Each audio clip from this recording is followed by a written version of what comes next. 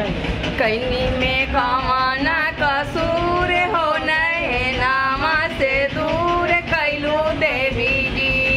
कैनी में कवन कसूर हो नैनावा से दूर कैलू देवी जी।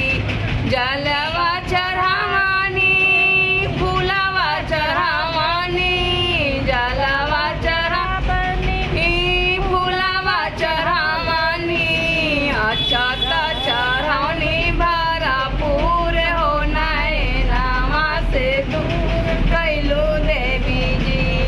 कैनी में कवन कसूर हो नैनावा से दूर कैलू देवी जी। पुआवा चढ़ावानी पुरिया चढ़ावानी, पुआवा चढ़ावानी पुरिया चढ़ावानी, कचवनिया चढ़ानी भरपूर हो नैनावा से दूर कैलू देवी जी।